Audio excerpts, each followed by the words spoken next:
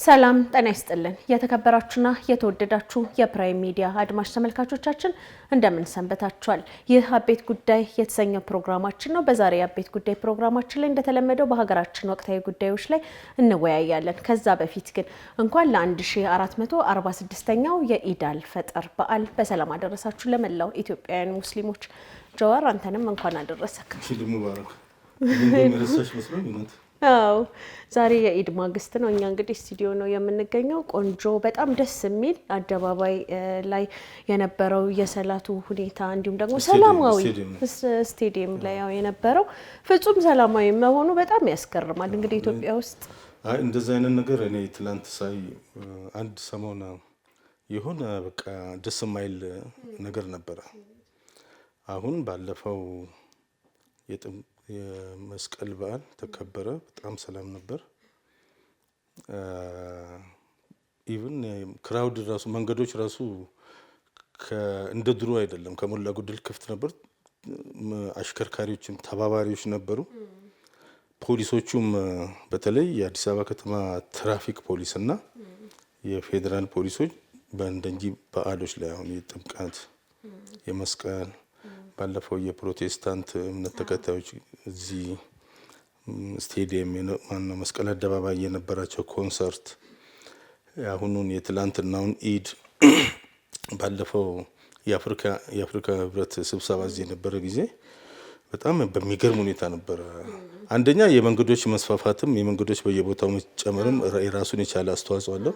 አዲስ አበባ ከተማ ውስጥ ትልቅ የትራፊክ መጨናነቅ ለውጥ አለው፣ እየቀነሰ ነው ያለው። ብዙ ቦታ አታይም። ረሻወር የሚባል ነገር እየቀነሰ ነው ያለው። አልፎ አልፎ አንዳንዴ ቢኖርም ኖርማል ነው፣ የትም ሀገር ሊኖር የሚችል ነው።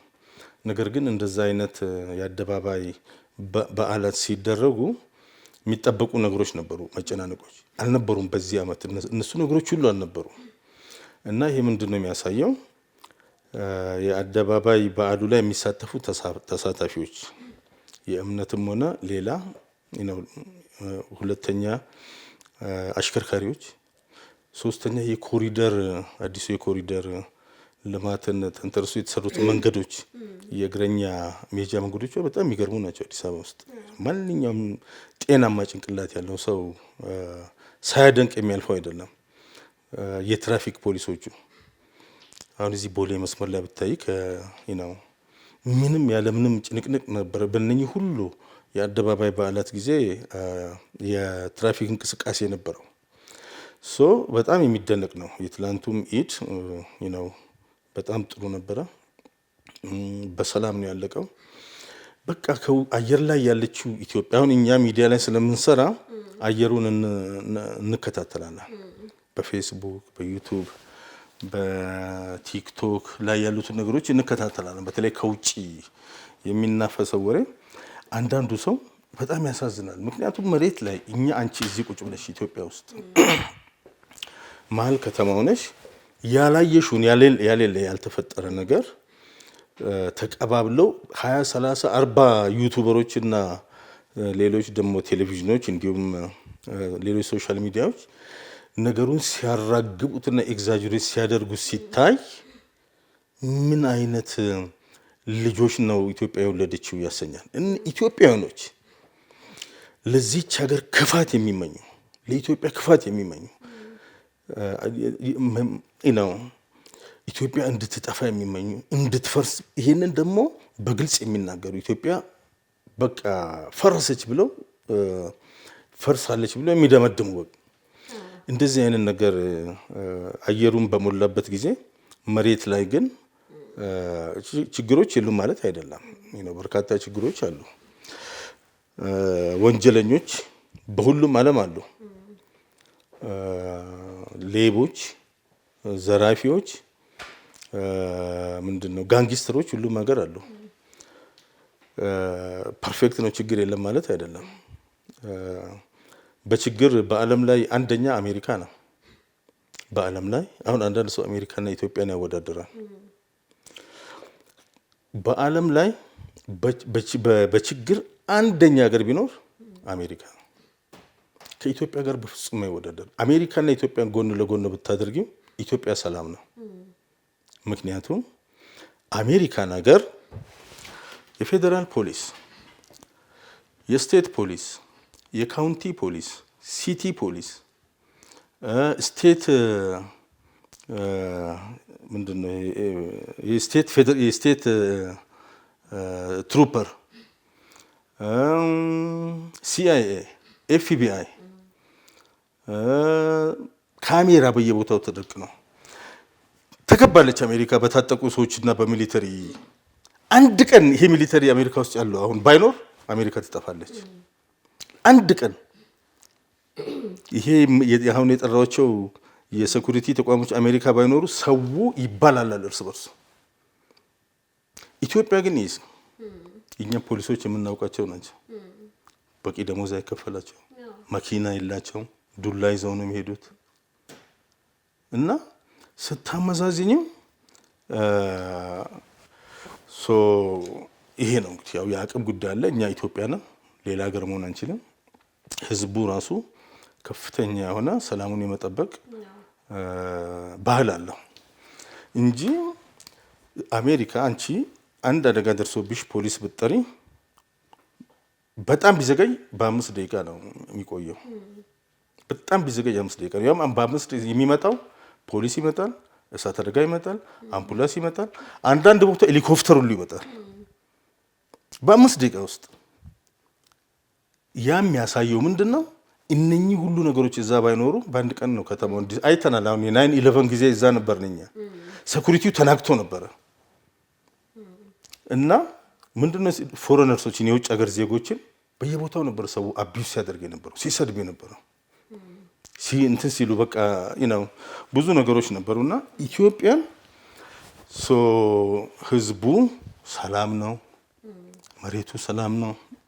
ነገር ግን ከዚህ ሁሉ አንዳንድ ችግር የሚፈጥሩ ነገሮች ሰዎች አይጠፉም ማለት አይደለም። እንደዛም ሆኖ ይሄው ሰው የአደባባይ በዓላትን በሰላም አክብሮ ይገባልና እንደዚህ አይነት እውነታዎች አንዳንዴ ሊነገሩ ይገባል።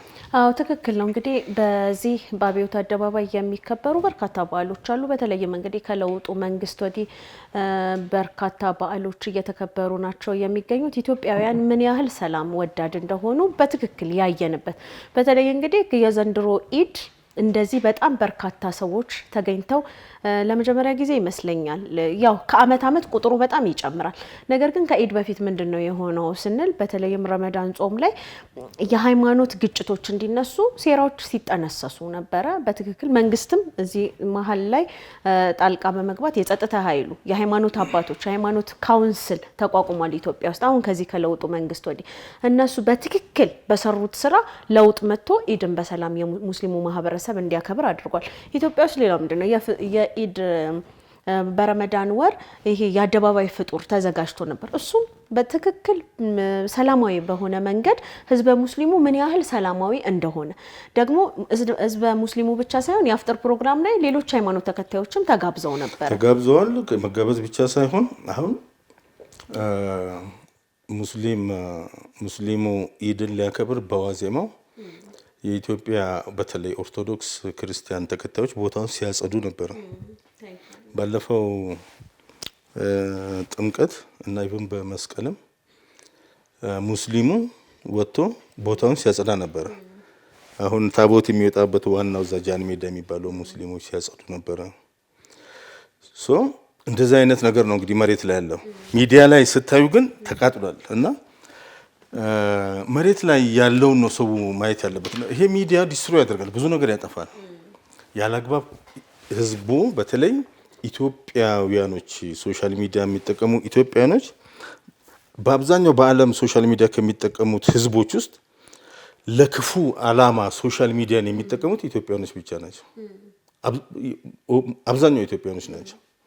ሌላ ሀገር ቢዝነስ ነው የሚሰራበት፣ አድቨርታይዝመንት ነው የሚሰራበት፣ ፋሽን ሾው ይሰራበታል፣ ኢንተርፕረነር ጥቃቅንና አነስተኛ ንግዶች እዛ ላይ ይደረጋሉ። የገቢ ማስገኛ ነው። እዚህ ግን እሳት ማቀጣጠያ ነው። እዛ ላይ እንደሚነዛው ነገር ቢሆን ኖሮ መሬት ላይ ብዙ ችግር ይታይ ነበር። ነገር ግን ከሃይማኖቱ ይልቅ ሃይማኖተኛው ህዝቡ ነገሩን ኮንትሮል አድርጎታል። ያንን ነው እንግዲህ በተጨባጭ እያየን ያለ ነው። ሰዎች ብዙ ነገር ሊሉ ይችላሉ። መሬት ላይ ግን እያለ ያለው ያ ነው። ይሄ እኮ ለኢትዮጵያ ሕዝብ አዲስ የኢትዮጵያ ሕዝብ ሙስሊምና ክርስቲያኑ መንግስት ኖሮ ሳይሆን መንግስት በሌለበት ጊዜ እኮ በሰላም አብሮ ኖሯል። የተለያዩ አካባቢዎች አሁን ለምሳሌ ደርግ ወድቆ ኢህአዴግ ሲመጣ እኔ ያደግኩበት አካባቢ የ3 ነው የ4 ወር ክፍተት ነበር። መንግስት አልነበረም። ደርግ ወድቋል። ኢህአዴግ አልገባም፣ እዛ አካባቢ አልደረሰም። በተወሰነ መልኩ ኦነግ እዛ አካባቢ ይንቀሳቀስ ነበረ። ሙስሊሙም ክርስቲያኑም አማራውም ኦሮሞም ኮሚቴ መርጠው እንግዲህ የደርግ ቀበሌ ምናምን ፈርሰዋል። ህዝቡ ወጣና ኮሚቴ መርጦ በሰላም አብሮ ኖረ። ልክ ኢህአዴጎችና ኦነጎች የገቡለት ህዝቡ መጣላት ጀመረ። ይሄ እኮ ነው የተፈጠረው። ምንም መንግስት ሳይኖር ደርግ የለም፣ ኢህአዴግ የለም፣ ኦነግ የለም። ህዝቡ ሙስሊም አለ፣ ክርስቲያን አለ፣ አማራ አለ፣ ኦሮሞ አለ፣ ሌሎች ብሔረሰቦች አሉ። ኮሚቴ መርጦ በሰላም መኖር ጀመረ። የተዘረፈውን ያኔ ሰው ቀበሌ ምናምን የመንግስት እንትኑን ይዘርፍ ነበረ። ንብረት የተዘረፈውን የመንግስት ንብረት ህዝቡ ማስመለስ ጀመረ። ደሞመንት ኢህአዴግና ቲፒኤልኤፍ ጊዜ ሻቢያዎች ናቸው በአብዛኛው። የኦሮሞ ነጻነት ሰራዊት የሚባለው ወደ ከተማ ሲገቡ እነሱ ሳይሆኑ ህዝቡ መጣላት ጀመረ ማለት ነው። በተለይ ኦሮሞና አማራ መካከል የነሱ መግባት መጥፎ እንትን ይዞ ገባን ህዝቡ። አሁን አርባ ጉጉ ላይ ተፈጠረ የሚባለው እንደዛ ነው። በደኖ ላይ ተፈጠረ የሚባለው እንደዚህ ይሄ ሁሉ የተለያዩ ቦታዎች የተፈጠሩት እንደዛ አይነት ነገሮች ናቸውና ይህን ነገር የኢሊቶች ናቸው የሚባሉ የሚዲያ ሰዎች የሚዲያ ቴሌቪዥን በተለይ ዩቲዩበር ማለት ያው ምንም የምንም አገር ህግ እንትን አይላቸው። አንድ ዩቲዩበር ኡጋንዳ ቁጭ ብሎ የፈለገው ነገር ኢትዮጵያ ውስጥ ይዘራል። አዎ የመቻቻል እሴቶቻችንን ማዳበር፣ አብሮ የመኖር እሴቶቻችንን ማጠናከር ይገባናል ነው ያው ነጥቡ። ስለዚህ ሁሉም ሰው ደስ ነው የሚለው አሁን ማንም ሳይሞት ማንም ችግር ውስጥ ሳይገባ ማንም ሳይታሰር በሰላም እንደዚህ ያሉ ፕሮግራሞችን አጠናቀን ወደ ቤት ስንገባ ለሁላችንም ነውና የሰላሙ ውጤት ግን ከዚሁ ጋር ተያይዞ እንግዲህ ምንድነው የምናነሳው እንግዲህ ከሰሞኑ መንግስት ላይ ጫና መፍጠር፣ መንግስትን በመርህ መንግስትን መቃወም። ምክንያቱም በመንግስት ውስጥ ሁሉ ጊዜ እንደምናነሳው በርካታ ችግሮች አሉ። እንግዲህ 100% ወይም ደግሞ 100% የሚሳኩ ነገሮች የሉም። በመንግስት ስር ያለ ነው እኛው ነን፣ ህዝብ ነው መንግስት ስር ያለው። ከዛም ውጪ ደግሞ ግለሰብ ችግሮችን ሊፈጥር ይችላል። ነገር ግን አሁን እየተፈጠረ ያለው በትክክል በሚነዙ ውሸቶች በማይሆኑ ትርክቶች ህዝብን ከህዝብ የማጋጨት ሁኔታዎች በተጠናከረ መልኩ በጋዜጠኞች፣ በፖለቲከኞች ብሔር የኛ ብሔር አንደኛ ነው በሚሉ እንዲሁም ደግሞ የኛ ብሔር ተበድሏልን በሚሉት ጭምር የተለያዩ ችግሮች እየተነሱ ናቸው ያሉት። እንግዲህ ከለውጡ ጋር በተያያዘ ለውጡ ምንም አይነት ውጤት እንዳላመጣና ከለውጡ በኋላ ችግሮች በሰፊ እንዳለ የሚነሱበት ሁኔታ ነው ያለው። ባለፈው ሳምንትም እንግዲህ ከዚቹ ከብርቱካን ጋር በተያያዘ ያለው የተሰራው የውሸት ድራማ ከመጋለጡ ጋር ተያይዞ ስማቸው አለበት የሚሉ ሰዎች እየተነሱ እየጮሁ ናቸው።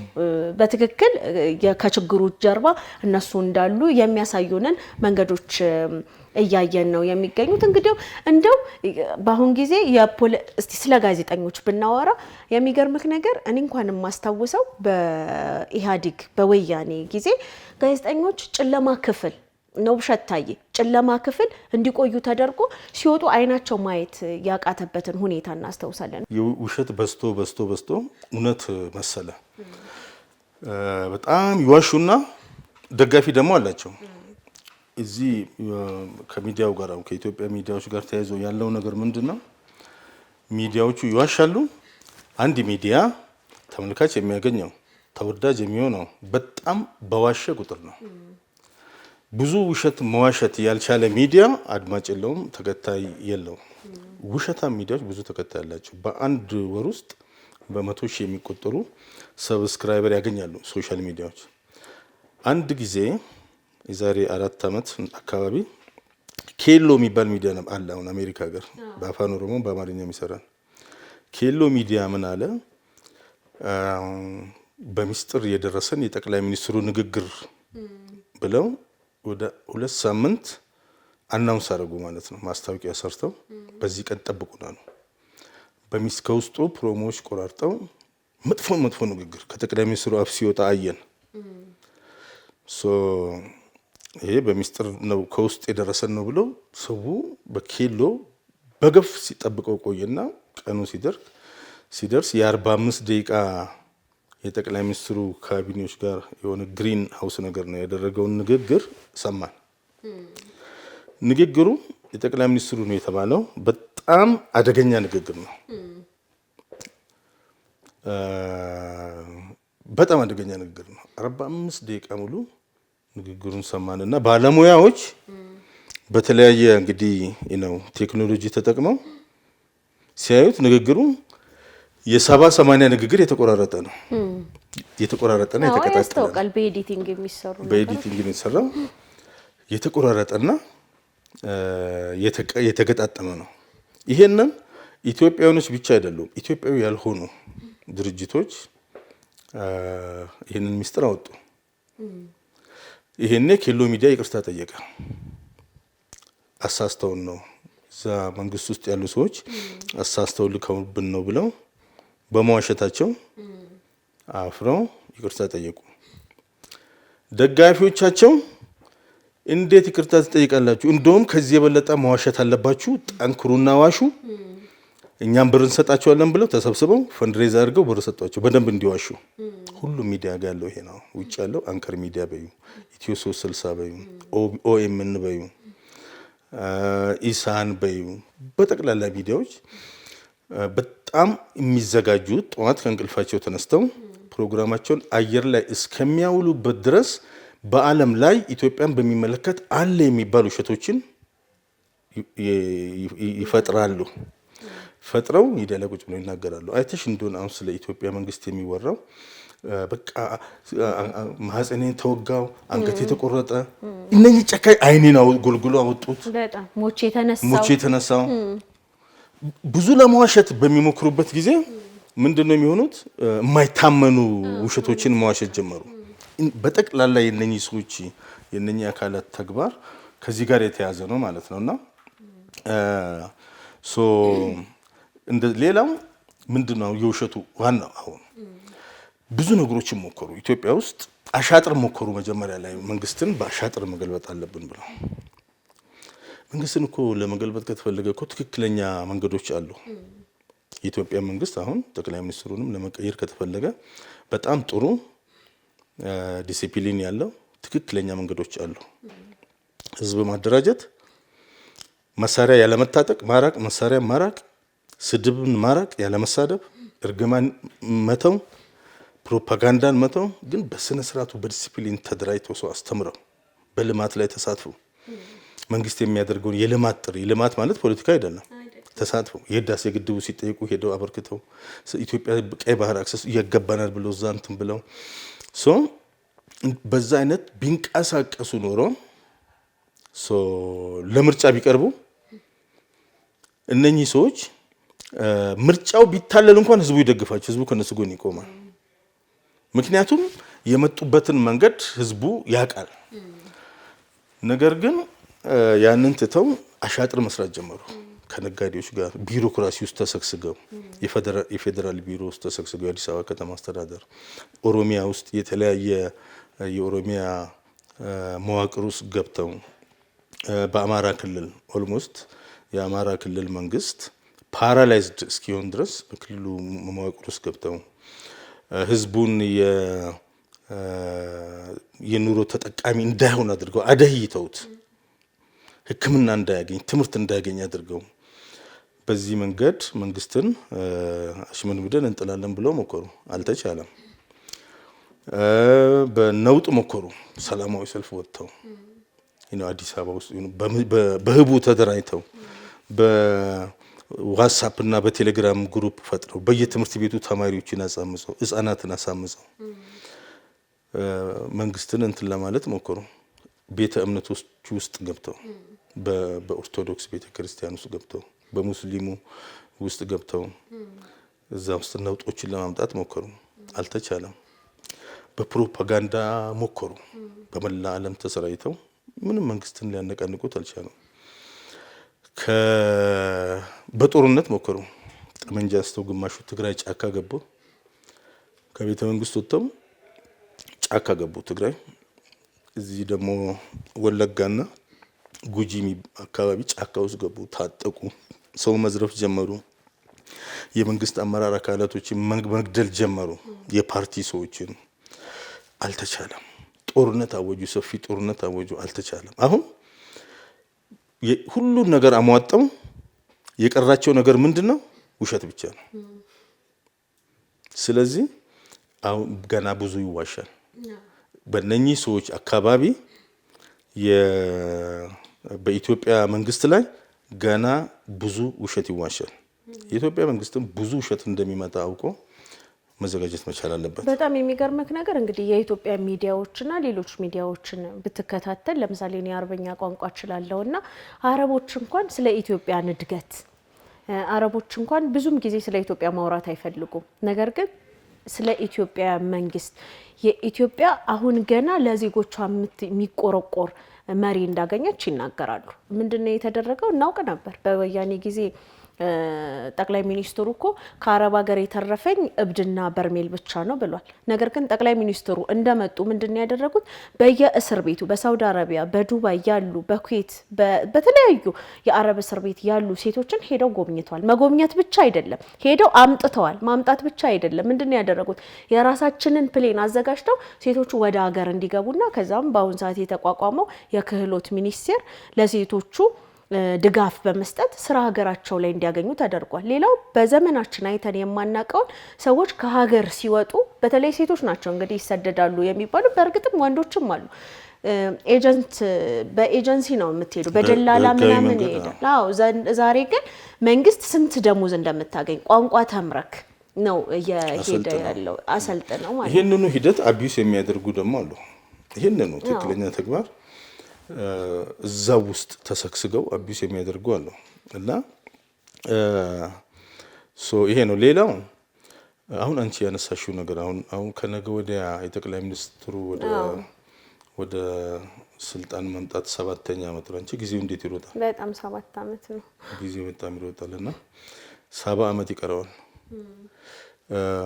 እነኚህ አሁን ነውጠኞቹ ቅድም የዘነዘርናቸው ነውጠኞች ባይኖሩና እንደው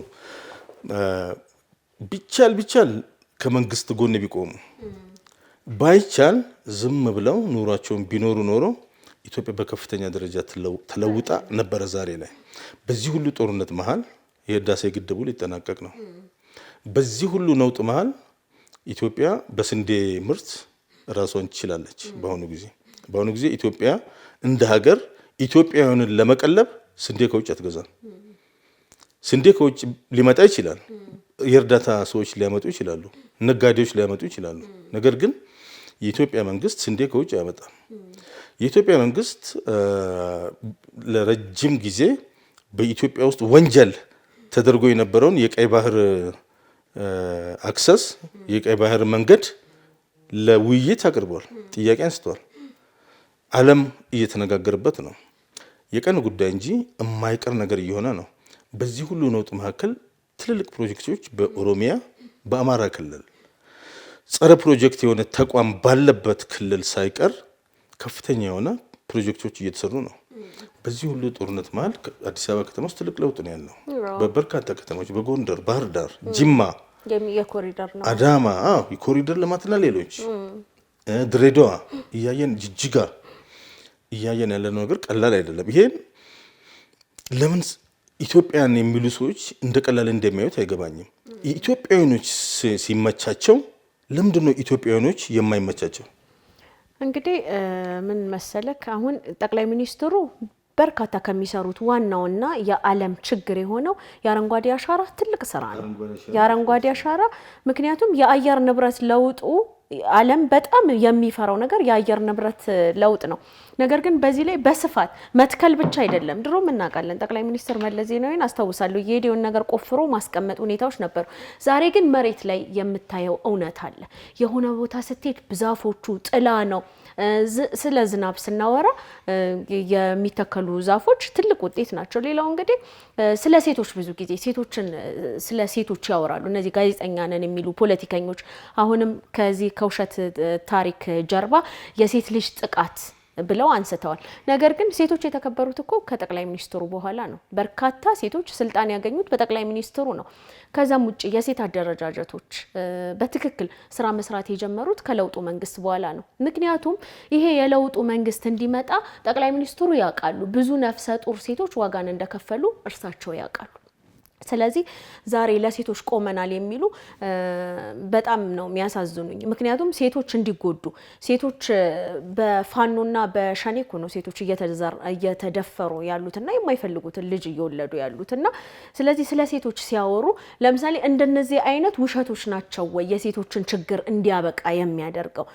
ሴቶች ስልጣን ከያዙና በትክክል ሴቶችን ማስተማር ከቻልን ምናልባትም ያሉ ችግሮችን መቅረፍ የምንችለው በዛ ነው እንጂ የውሸት የሆነች ሴት አምጥተ ካስቀምጠክ ተደፍሬያለሁ ስላለች ብቻ ወይም ደግሞ እንደዚህ አይነት ጥቃት ደርሶብኛል ስላለች ብቻ የሴቶች ችግር አይቆምም። የሚታያቸው ያለው ጭካኔ ነው። ስለዚህ ፖለቲካውን መተርጎም የሚፈልጉት በጭካኔ ነው። አሁን እነሱ ያንን ከሚያደርጉ አንድ ሴት አስተምረን አሰልጥነን ዶክተር አድርገናል የሚል አይነት እውነት መስራት ስለማይችሉ እቺ ሴት ተደፍራ ተወግታ ተሰቃይታለች የሚል ውሸት ይሰሩና ይሄ ለሴት ያላቸውን ንቀት ነው የሚያመለክተው። ለምንድን ነው ሴትንና ሕፃናትን የፖለቲካ መሳሪያ የሚያደርጉት? እንደዚህ አይነት ነገሮች ናቸው ያሉት። ሂሪያ እዚህ ላይ እንግዲህ ከዚሁ ጋር ከሴቶች ጋር ተያይዘን ምክንያቱም ከነገ ወዲያ የጠቅላይ ሚኒስትሩ 7ኛ ዓመት ይከበራል። ለሴቶች ከሰጧቸው እኔ በጣም ልቤን የሚነካው ነገር በርካታ ሴቶች ለብቻቸው በአሁን ጊዜ በተለይ ሆነው ልጆቻቸውን የሚያሳድጉ አሉ። የትምህርት ቤት ምገባ ትምህርት ቤት ተማሪዎችን መመገብ ዋና ተጠቃሚ የሚያደርገው ሴቶችን ነው። ምክንያቱም ወንድ ልጅ ውጪ ሊውል ይችላል፣ አባት ውጪ ነው የሚውለው። የልጆቿን ችግር የልጆቿን መከራ የምታውቀው እናት ናት። ስለዚህ ነይ ልጅሽን ትምህርት ቤት ብቻ አምጪ። በነገራችን ላይ መንግስት ደብተር ይሰጣል፣ ዩኒፎርም ይሰጣል፣ ጫማ ይሰጣል። ምናልባትም እኔ በእድሜ እዚሁ ነው ተወልጄ ያደግኩት እዚሁ ከተማ ውስጥ አይቼ የማላቀውን ነገር ትናንትና እኮ ሴቶችና ህፃናት ብለው ዛሬ የሚያነሱትን ጥያቄ ጠቅላይ ሚኒስትሩ ሳይጠየቁ የመለሷቸው የአዲስ አበባ መስተዳደር በዚህ ደረጃ ሊመሰገን ይገባልና ምናልባትም ስለ ሴቶች ሲወራ እንደ መንግስት ፖሊሲ ነው። አሁን በተለይ ሴቶችና ህፃናትን በሚመለከት ይሄ መንግስት እያደረገ ያለው ኦልሞስት አሁን አዲስ አበባ ውስጥ ከግማሽ ሚሊዮን ተማሪዎች በላይ ነው የሚመገበው። ኦሮሚያ ውስጥ ኦልሞስት ወደ 5 ሚሊዮን ተማሪዎች እኮ ምሳ ይመገባሉ በየትምህርት ቤቱ። ሌላ ክልልም ተጀምሯል አለ እንደዚህ አይነት ነገር እና ይሄ በዚህ መንግስት ብቻ ነው ኢትዮጵያ ውስጥ ያየ ነው። ይሄ እኮ ነው የሚገርመው። በሚሊዮን የሚቆጠር ተማሪዎችን መመገብ እነኚህ ሰዎች ቢመቻቸው የነኚህ ለተማሪዎቹ የተሰጠው ምግብ ይነጥቃሉ። መዓዛ መሐመድ የምትባለው ሴትዮ ቢመቻት የተማሪዎቹ ምግብ ትነጥቃለች። እንደዚህ አይነት አረመኔዎች ናቸው። እንደዛ እኮ ነው የተደረገው። በጠቅላላ በጣም ጨካኝ የሀገር ፍቅር የሌላቸው። እንደዚህ አይነት ፖለቲካ እኮ መጀመሪያ ሲጀምር የሚመነጨው ከሀገር ፍቅር ነው። የሀገር ፍቅር የሌለው ሰው ምንም ስማርት ቢሆን የሚሰራው ፖለቲካ እንደዚህ አይነት ፖለቲካ ነው። እነኚህ ሰዎች የሀገር ፍቅር የላቸው። የነሱ ኔትወርክ ብዙ ነው። በቀደም አውርተናል። አንዳንዶቹ የአርበኞች ግንቦት 7 የሚባለው ድርጅት ፍንካቾች ናቸው። በአንድ ወቅት ኢትዮጵያዊ ነበሩ፣ ዛሬ ጸረ ኢትዮጵያ ናቸው።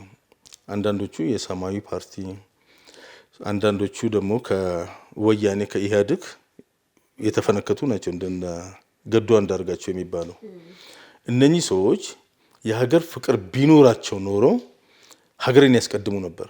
ዛሬ ከኤርትራ ጋር ነው ቁጭ ብሎ ኢትዮጵያን ለመውጋት እየሰሩ ያሉት።